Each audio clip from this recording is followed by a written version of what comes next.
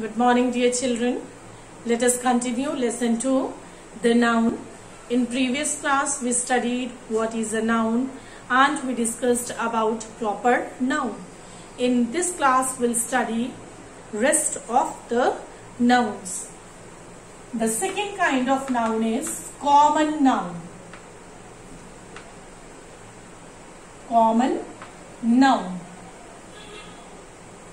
A common noun is name given in common to every person, animal or thing. Clear? For example, I'm having a number of books in my hand. Clear? This is also a book. So, this name is given in a common way to all the similar things. Okay? A common noun is name given in common to every person, animal or thing. For example, we see dogs. Though people keep the particular name for a dog, for the pet dogs, but in general, in a common, when we see, we call them dogs. Clear? The same way, in a classroom, you can see number of boys, number of girls.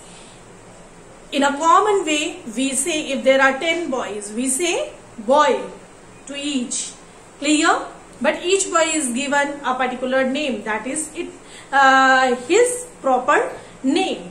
Clear? But the name which is given in common to every person, animal or thing is called a common noun. Clear? For example, I gave you book, then pen, then boy, girl. These all are the examples of common nouns.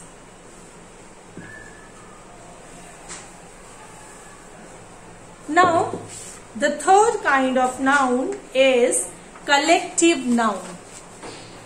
Third is collective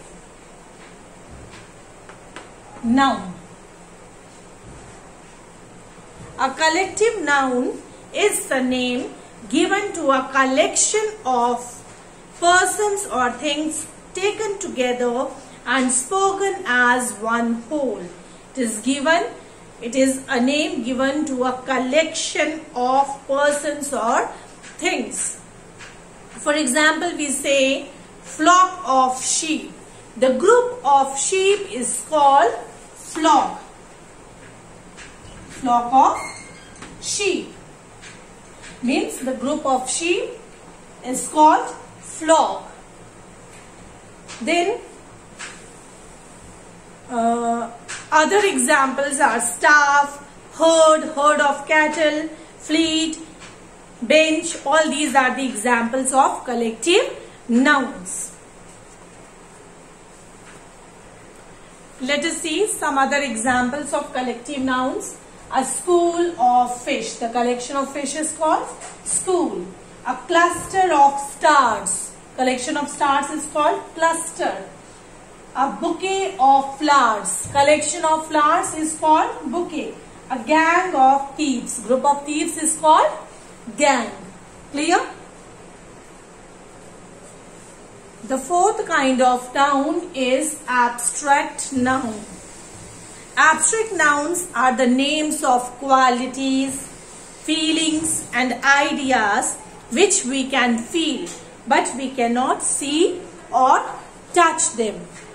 Ideas, feelings, qualities, we can just feel them, we can experience them, but we cannot touch them or we cannot see them. They don't have physical existence. Clear? So, it is the name of qualities, ideas, emotions, actions, feelings or conditions. These nouns are the names of things that cannot be seen, cannot be touched, cannot be heard, cannot be smelled or tasted. Means we do not use our five senses in these kinds of nouns. So, for example, beauty. We can just imagine beauty. We cannot see it. We cannot touch it. Then anger.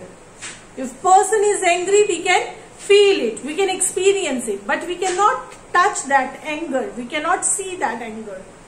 Then sorrow.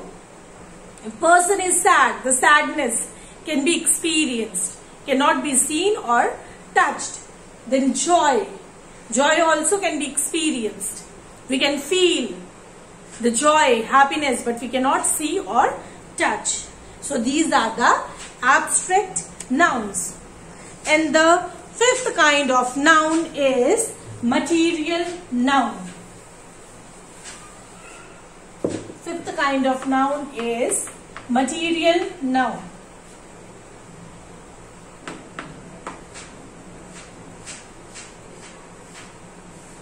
It is the name of substance or materials. Material nouns are the names of substance or materials which are used to make some objects.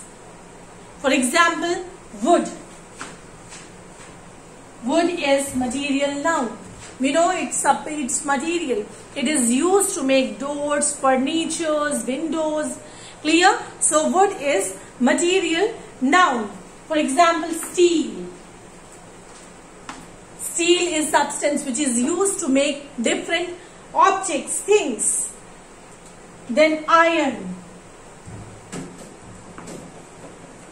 So these are the examples of material nouns. So in this chapter we studied what is a noun. Noun is a name. All the naming words are called nouns. Names of persons, places, animals, things, birds. Then feelings, ideas, states of mind, all these are nouns. We studied 5 kinds of nouns: proper noun, common noun, abstract noun, collective noun and material noun. Thank you.